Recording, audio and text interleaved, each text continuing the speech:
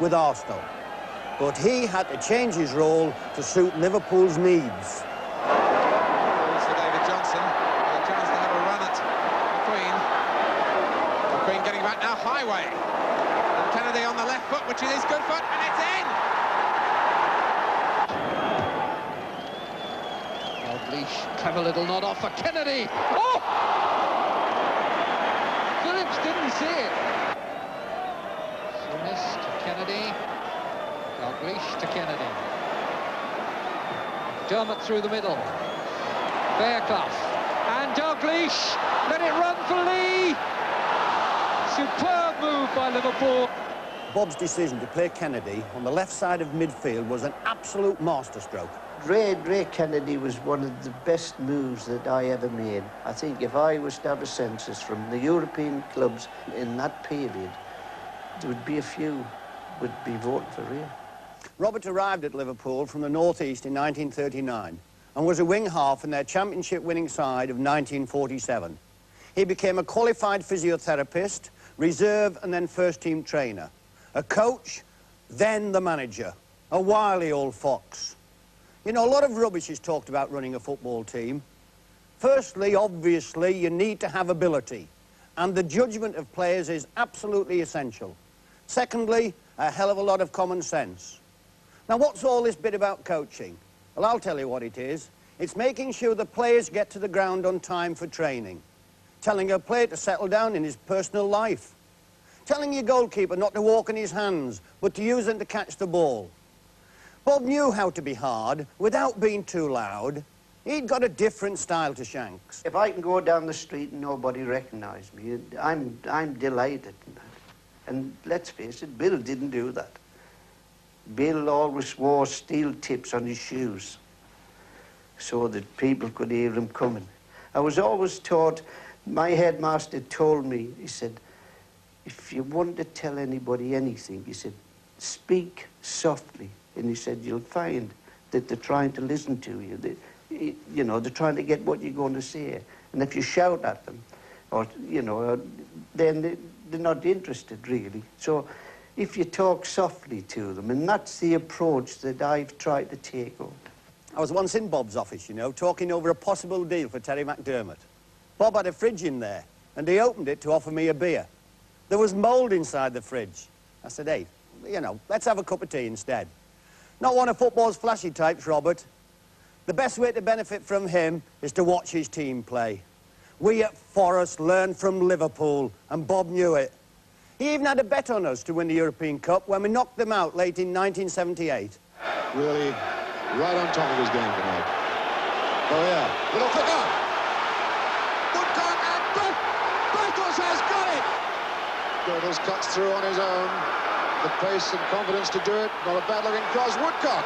And a superb goal from Barrett. That was the second time we cost him a trophy. Remember the 1978 League Cup final replay? Woodcock, a good ball for O'Hare. He's in a marvellous position. He was tripped. I think Mr. Partridge is given the penalty. Robertson versus Clements. For a while, we had the Indian sign on Liverpool. We knew it, they knew it, and it bothered them. Liverpool's style of play has evolved over many years, and some of their best ideas have come from the boot room at Anfield. There's no mistake about this boot room. It's the fellas who use it that matter. Bob, Joe Fagan, Ronnie Moran, and Roy Evans. This is where they like to do a lot of the talking and compare notes on which players are doing what. I've been in there after matches, and all I got was a drink, an occasional well done, or bad luck and away. There's an interesting philosophy behind the way it happened. At the end of the day, and I thought, well, the only thing they can do and say, look, come in and have a drink, win, lose, or draw. You can come in, irrespective of what words we'd had or anything, and the game's a sport, really. And that's the attitude, and it's just snowballed from there, and the lads have taken it over, and now it's, you know, it's a legend, that group. It's good. There's a lot of talk goes off in there, and it's interesting because you're always interested in what people think about your own players, and they tell you more about your own players than you really know yourself, or vice versa, like. All this thought, effort, experience and expertise got the Liverpool bandwagon rolling smoother than ever. I'm very proud tonight that to be acclaimed champions, but it was the way that we did it that pleased me. Well, he's got to be manager of the year. I mean, who else can beat him now? I mean, there's nobody at all. The only fella who can possibly do him is this fella up in Scotland. But our league's a hell of a lot harder league to win. But in the final of the UEFA Cup, it's got to be manager of the year. I don't care what anybody says. This is my proudest moment being at Liverpool, that I'm a manager, that they won the championship, which is the greatest competition in the world, and I'm proud to be a Liverpudlian tonight, I can assure you. And that was only the start.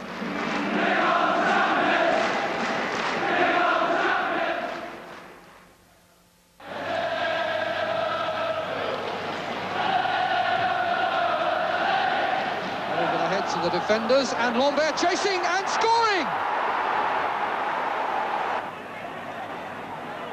Turn by Lekens to Dakuba. Dakuba gets it back from Koos. Lambert. Koos! 2-0! Stein's caught a little bit out of position by Keegan. Highway. Bringing in Kennedy. Great goal! Keegan turning brilliantly. Kennedy again. And Case. 2-2.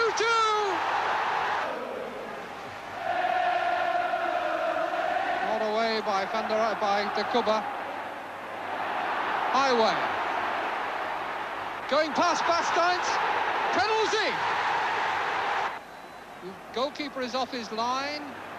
Mr. Biversi is saying to him, go back. And Keegan comes up now and sends it the wrong way. In 1976, Bob repeated what Bill Shankly had accomplished 3 years earlier. He added the UEFA Cup to the league title. Liverpool completed the job in Bruges with a 1-1 draw in the second leg to take the trophy with a 4-3 aggregate.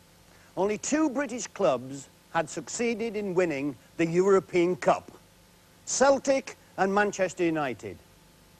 Bob was ready to go for the big one and to face the kind of experience that can drive you balmy. The Liverpool players still protesting, and it certainly looked as though Hughes played the ball there as Nekmi went down, but a penalty awarded against Liverpool. And Camille sent Clements the wrong way. I honestly felt absolutely shattered when I went out for the game. You know, I said after it at half-time I could barely get up from the bench to get out for the second half. I felt very tired. I think it was the travelling and the time lapse. We missed 2 hours out and we never slept at all. The funniest part probably was about 5:30 in the morning. We'd try to get to sleep, and then all of a sudden there was a big microphone started blaring and a fella singing into you. Oh, it was unbelievable. You couldn't believe it. That was definitely our worst experience in that. And, in fact, I didn't think that could happen in European football, but having said that, we've just got to forget about it and get on with the next game. Bob did just that. Liverpool beat the Turks with a 3-1 aggregate. They went on to defeat one of those French sides, and Zurich, on the way to the 1977 European Cup final in Rome against the Germans from Borussia Mönchengladbach. Hey, let's not forget that Bob had retained the league and just lost an FA Cup final against Manchester United before setting off for Italy. He'll never forget that trip. That we won was outstanding, but the thing that pleased me most was that Rome was a place that I'd been to during the war and that, and they had a particular fancy for the whole city and that, and the setting of the game and the weather, the supporters, they'd gone out there to enjoy themselves, and they were immaculate in the behaviour and the game and the performance that we did to win it. It was recognised throughout Europe, and that had to be the best moment of my life. Here's Highway. McDermott darting ahead of him. Terry McDermott! A marvellous goal!